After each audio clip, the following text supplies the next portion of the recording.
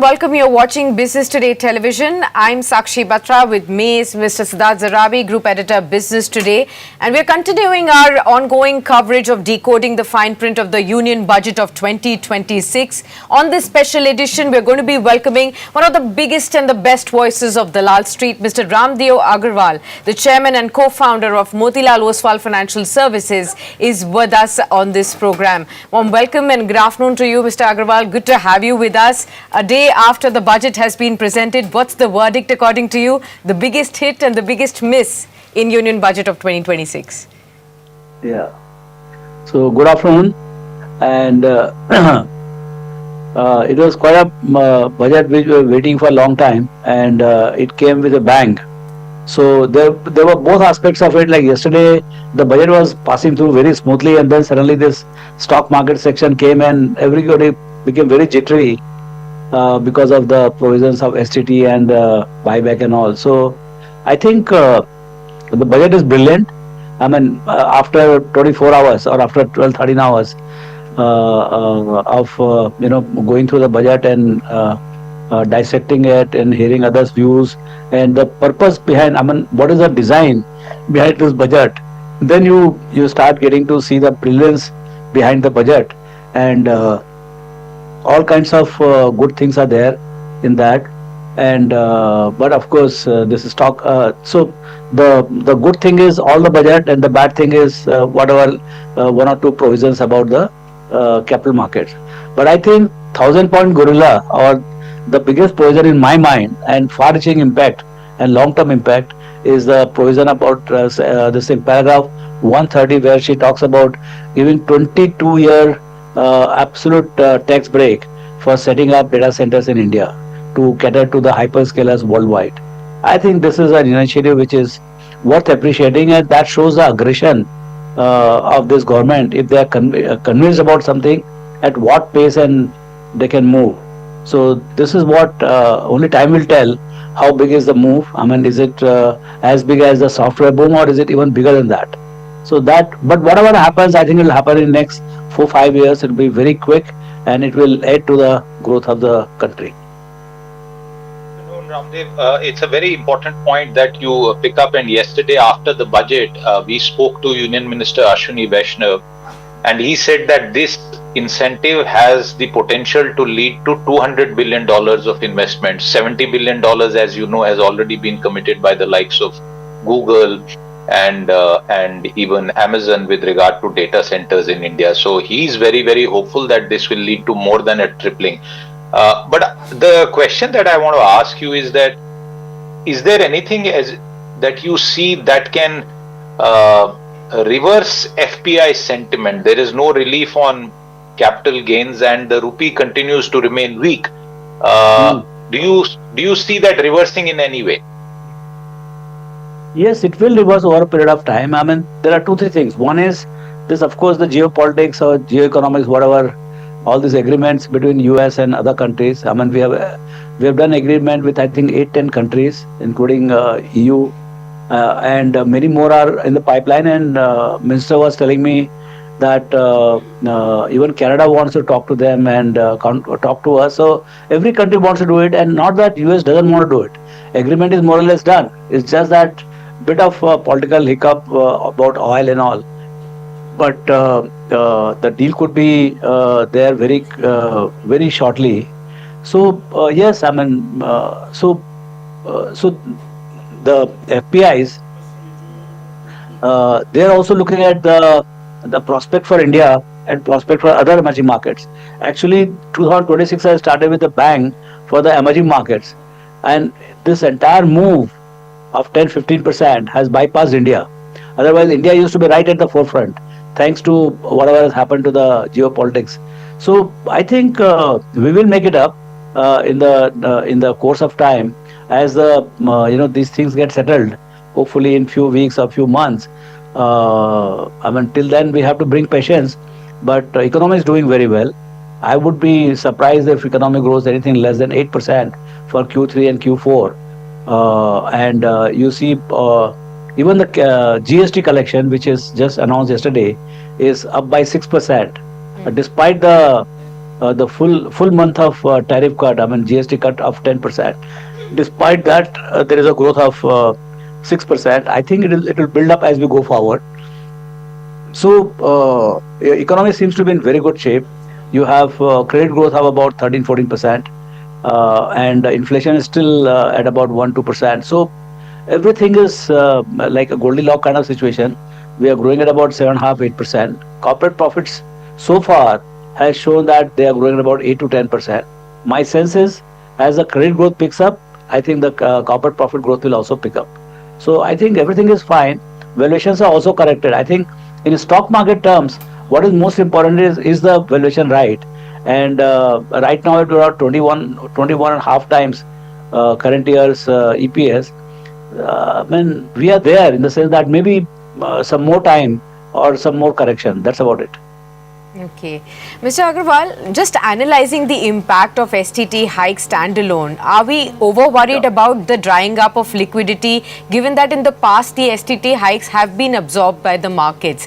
Or do you think, as some of the critics are saying, that, you know, the Indian derivatives market has become the world's largest and policymakers are now treating it as a modern day vice? Some are equating STT hike to even a sin tax like on tobacco. So is it the intention on curbing excesses while raising the revenue, protecting the investor, or is it a new sin tax? Sakshi, first thing we have to understand that it is no more, the financial markets have become far bigger than the real economy. You know, my market cap to GDP, market cap alone is 130% of GDP. Okay, so this is a new fact. In last 5 years it has happened. Otherwise, till 2020, it used to be 70, 80, 90% of GDP. Now it is 130%, and that too after correction. So clearly, these are new era. I mean, the policies have to be taking cognizance of these things. US is trading at 2.5 times of GDP. Their GDP is $30 trillion. Their market cap is $70 trillion. So a lot of strength in the economy, and in geopolitics is coming because of financial strength, financial markets strength backing the real economy.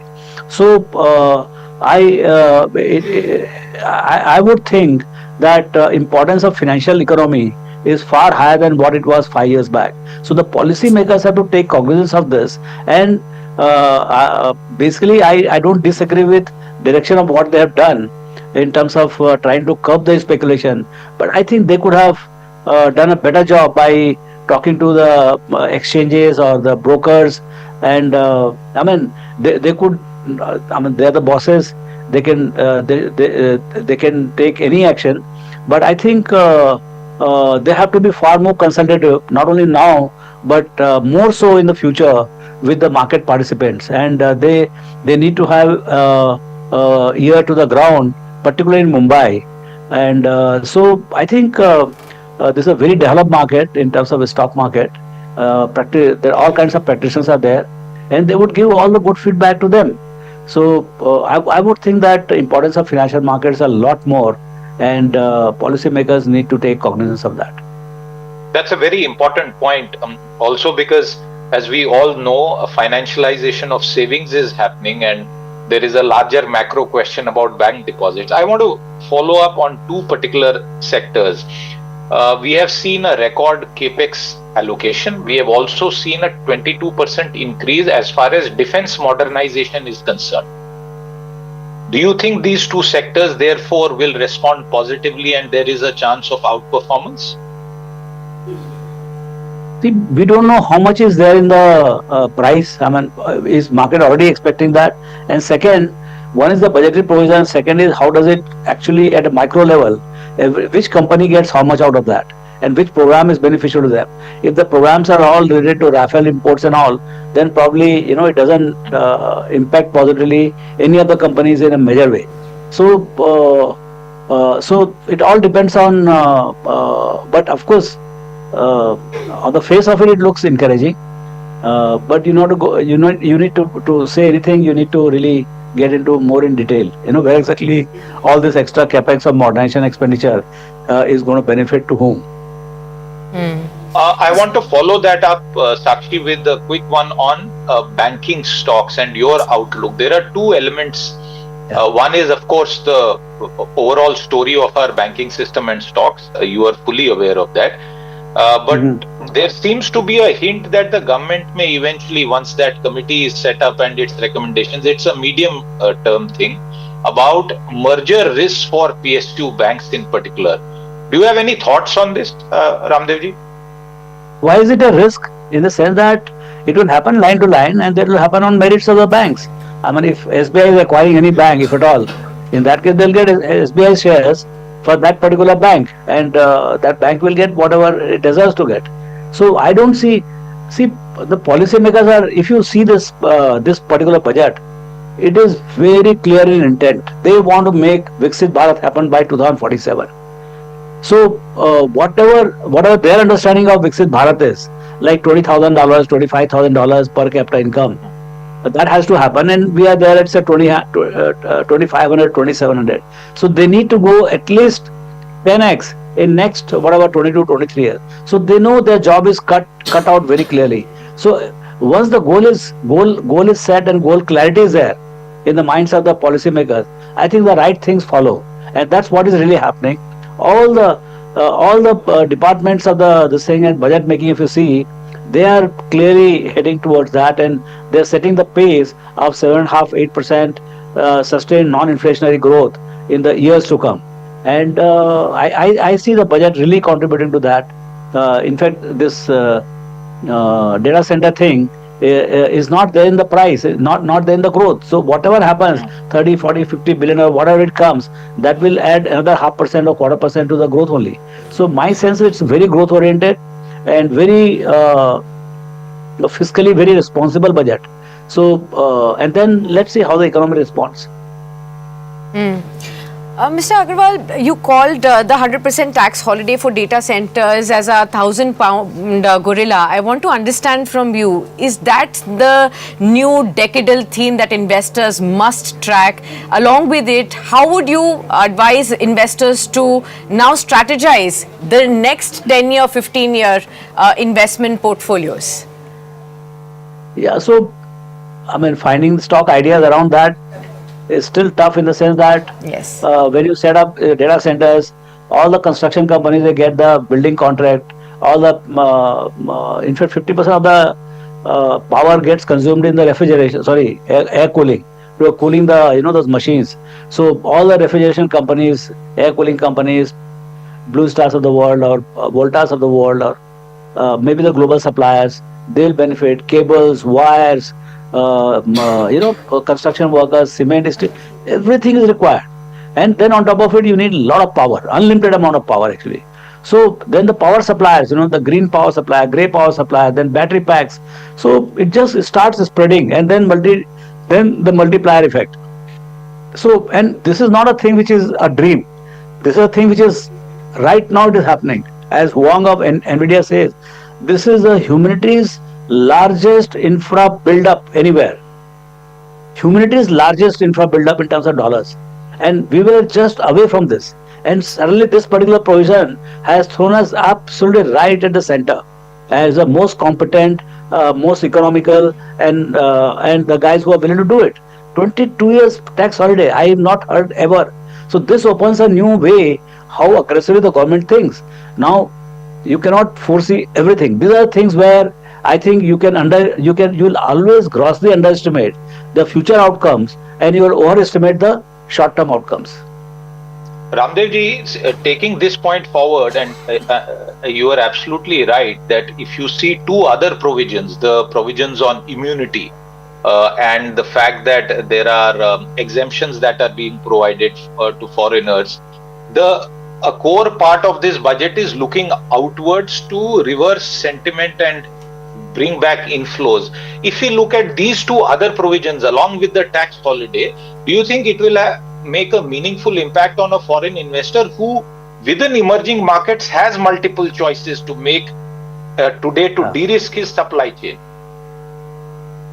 See, as far as FIIs are concerned, they are very simple guys in the sense that they are looking at the deals. They are looking at which market is attractive. I mean, we are stuck at India only. They are free to go anywhere.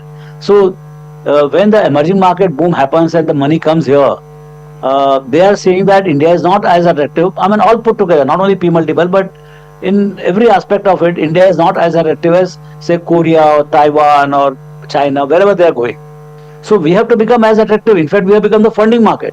They sell here and they put money into those markets, other emerging markets. So obviously, you got to go and ask them why you are doing that. I mean, we are not that bad. The issue is that it is a valuation gap, and they are the only pipe of arbitrage. I mean, we are not allowed to go out and level the market. So they are the only guys. So they will keep selling till you are unattractive compared to other emerging markets. Now, what are the ways to make ourselves as attractive or more attractive than other emerging markets? So there are only two ways. One, either you come down in terms of valuation by 10, 20%, whatever they're asking for, or you increase your earnings very rapidly by 20%, or both. So that's how it is going to happen, and you will not know when the foreigners, they start buying into India. I mean, that you got to see only by data. So it is very difficult to figure out at what level of parity. I mean, when India is at 21 P multiple, then it is attractive enough for the guys, or when it is at 20 P multiple or 19. That nobody can say. Only by observation you can say that, yes. But I can tell you, if there is a visibility of 15% earnings growth, it's matter of days they will change their trade. Mr. Agrawal, I also wanted to ask you on the precious metals. Where do precious metals and industry metals stand right now? How close are we to a peak of this euphoric rally that we've been seeing? And now with the last 2 or 3 days of a crash that we have seen there, do you see gold and silver having topped out now? This is out of syllabus question. I have no idea. I mean, I'm so wrong on this that things can go. The marginal cost of production of gold is $1,500, and it traded at 5,600, and still it is trading at about 4,000, 5,000, 4,500. So I don't understand how the price of any commodity, for that matter, can go significantly away from its replacement cost. So all the mines, all the useless mines, closed mines, they all will come in production, and they'll saturate all the demand which is there in next 2-3 years. So yes, nothing comes down. I mean, there must be good reason for it to go to 5,000. So we need a very good reason, a very good supply to bring it down to 2,000 also. But will it remain at 4,000 or will it come out 2,000? As I said, is out of syllabus for me. Raamdeo ji, you spoke about earnings. I want to ask you, given outside of the budget also, given your reading of the economy and how consumption is performing or other elements, particularly after the GST cuts, which sectors do you think are likely to show good earnings growth? It all starts then, it starts buckling into one over the other. Like you start with the banks. Banks were in bad shape because the credit flow was very weak. I mean, HDFC Bank, I think in 2024-25, they're made to not grow because of some credit deposit ratio or something. So they didn't grow at all. So if the largest bank of the country doesn't grow, then you have a problem in the economy or in the way you are running the banks. So obviously, then they allowed the banks to grow. The credit growth has started, and now I think currently they are growing at about 11-12%. So I think the whole system is growing now. So the whole growth story in India has started with the growth of the banks, and banks also started with the credit growth, and credit growth has now gone to 13-14%. So I think banks are the forerunners in earnings build up. You see the quarterly also. Second, since the credit is available in plenty, now autos are doing extremely well, and all sorts of auto, whether two-wheeler, four-wheeler, commercial vehicle, everything, tractor of all. I think you might have seen the January number. Everything is up. The dispatches are up by 20-25%. 25% looks like low. So it's quite big, I would say. So clearly, among the interest sensitive, these two are very visible ones. But other interest sensitives, I mean, as the results come, will realize. But I think consumption will pick up. I think durable as well as non-durable consumption should do well if the economy grows at about 7.5-8%. All right, Mr. Agrawal, we have that much time on the show. This discussion could have gone on and on. Thank you so much for your wonderful insights, and we always, feel very honored that you come here always and share such brilliant insights for our viewers. And we hope to speak to you very often now, going forward from here. Thank you. Thank you so much. Thank you. All right, viewers, we'll wrap it up on that special note as far as this edition on decoding fine print of Union Budget is concerned. But do stay tuned on to Business Today Television. Up next, you're going to be seeing another special coverage on decoding what really the budget has from farm to fork. So stay tuned for that.